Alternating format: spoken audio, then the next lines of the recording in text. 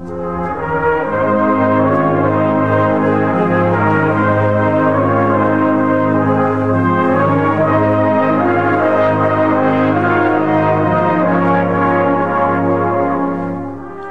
Mort's North Country by Peter Tinnerswood.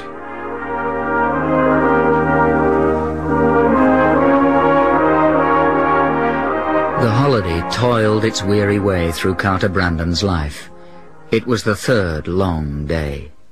The fried bread at breakfast had been damp.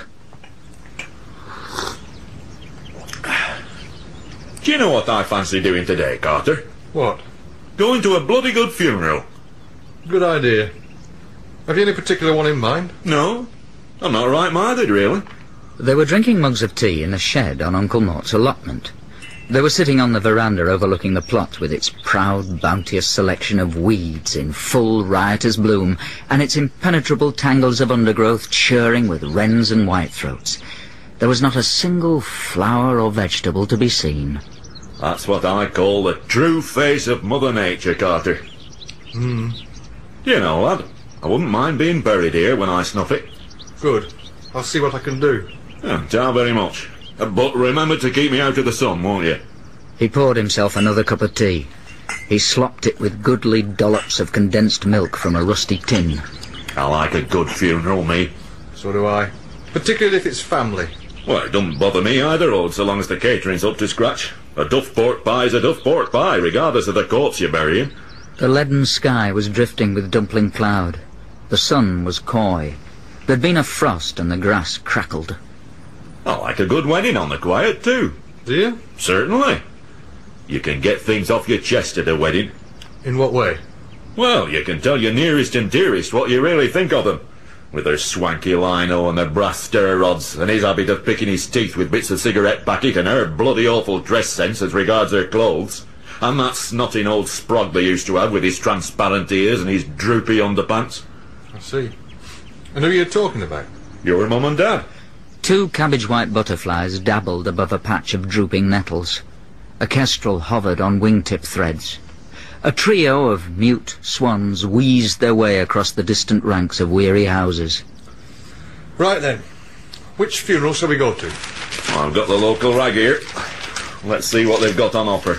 He opened the paper. He read silently for a moment, sipping at his mug of tea and dunking it with fig roll biscuits. And then he said, I see there's another bull run amok in the ointment warehouse. Hey, up, here we are, Carter. There's a cracker of a one here. Young Chocolate.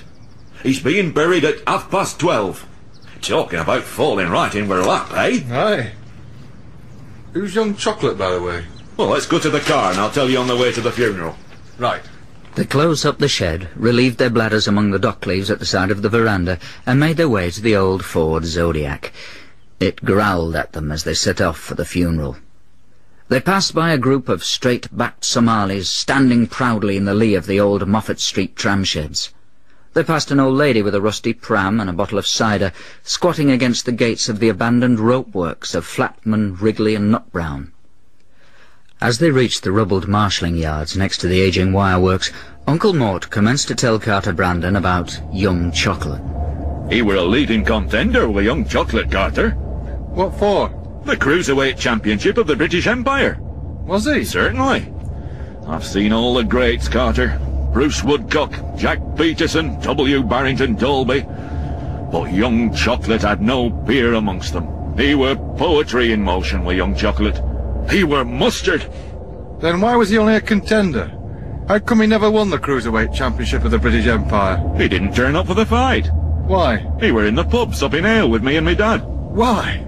Aye, well, that's another story, lad. They arrived at the church. It was gaunt. It stood in the centre of a square deserted by shops and terraced houses. The debris of their foundation smouldered. It was soot-stained and streaked. A hearse stood outside it. 3 men in shabby black coats leaned against it, smoking cigarettes from the backs of their hands. I see he's turned up, then. Who? Young Chocolate, Billick. Uncle Mort approached the chief undertaker. He wore a jacket with hard-flaked egg stains on the front of his shiny grey lapels. Is it nearly over then, Squire? Oh, so I've a caged bird and poultry show to organise this afternoon. Oh, aye. And has he got a class for Norwich Canaries? No. Isn't that typical of the misery of modern life? The doors of the church opened and 3 bearers walked somberly to the hearse, carrying the coffin lopsided on their shoulders. Resting on the lid was a small bouquet of pink roses, arranged in the shape of a gum shield. Why, God, he's shrunk, has young Chocolate. Look at the state of his coffin. Well, it's just right for keeping cigars in, is that coffin? He used to be a man mountain in the days of his prime, did young Chocolate. He were as high as a trolley bus and he'd biceps like bags of cement. And look at the size of his coffin now. Looks as though they're burying a carrot. A bent shuffle of mourners dribbled out of the church. They watched with vague, watery eyes as the back of the hearse was slammed shut. The man with the egg-stained jacket said, Right then, are we all set? What for? The burial. Well, don't talk empty. We'll go to the pub first. We can always bury him later. Selfish sod, I'll never get my prospectus done on time now. Uncle Mort, Carter Brandon and the mourners went into a pub next to a bookmaker's. They were the only 2 buildings standing in the square. The pub had one sour bar. There was a coke fire. It was out. They ordered 2 pints of malt beer. They took them to a thin-shanked bench. They sat down. They looked around. A woman in slippers sat on an ill-tempered high stool at the bar. She held a black dog with a threadbare nose under her arm. A cockatiel with a bald, raw breast hunched itself into a corner of the cage next to the till. And in the deepest depths of the room next to the backyard door sat the mourners. They were silent. They were elderly. They were 7 in number. They were male. Bent backs, bald heads, clawed hands, shriveled topcoats, thin shoes, scrawny necks.